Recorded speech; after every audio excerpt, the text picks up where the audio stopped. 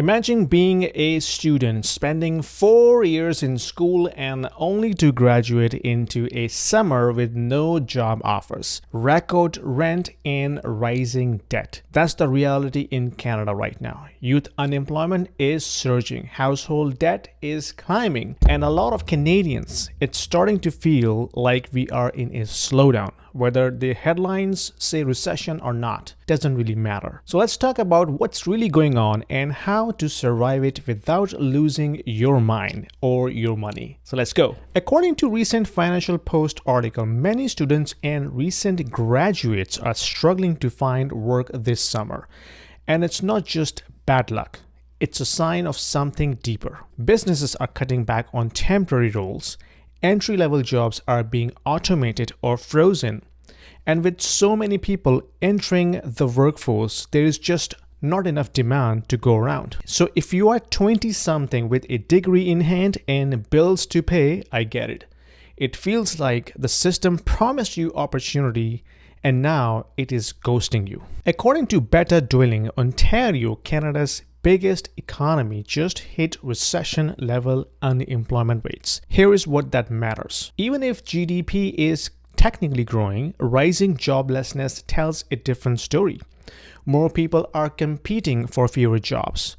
Businesses are cautious, especially with high interest rates and trade tensions.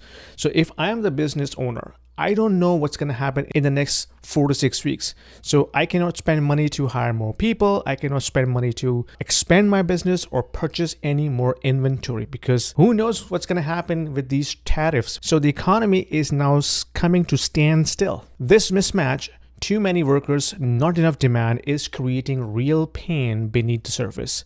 And no, this isn't just about lazy Gen Zs or people not trying.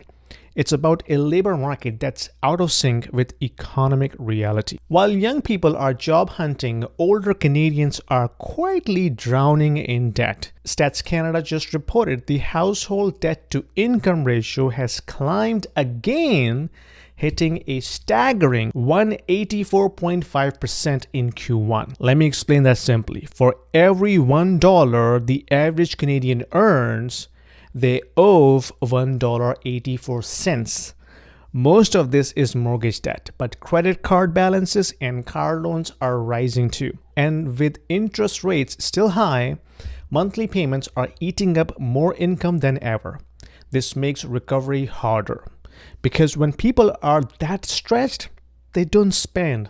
They survive. So the consumer spending is contracting like this. You don't need a PhD in economics to understand what's going on. People cannot afford to live.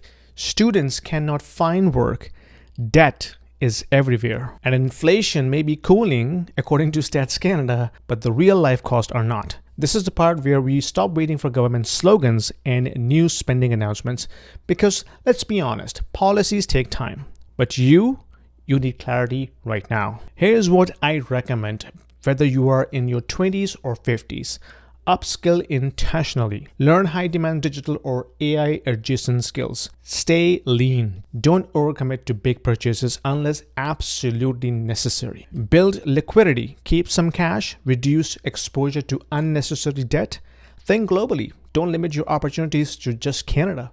I am diversifying myself into Dubai as well. And most importantly, learn how to think macro because the real edge today isn't just hustle. It's understanding how the system moves and where you fit within them. That's exactly why I built my course, Macro Fundamentals, to help people like you to understand debt, labor markets, inflation, and how to protect your money in uncertain times. And if you want to stay ahead, not just react, join my WhatsApp community. We share daily updates on investing, careers, real-world economic shifts, because navigating this economy alone, that's hard. Doing it with smart, like-minded community, that's powerful. On that note, hit the like button and subscribe to the channel and share this with someone job hunting this summer. They are not alone. See you in the next one. I just wanted to let you know that I also offer one-on-one consulting calls to the individuals who are looking to discuss their financial planning, their investment strategies, their kids' education planning, their immigration moves, as well as the young professionals, because I have been in the tech industry for almost 20 years. So I also offer one-on-one consulting calls to the young professionals who are looking to have their career development discussion with me, and also personal branding as well. So if you are looking to have some sort of an expert opinion, there is a calendar link in the description below.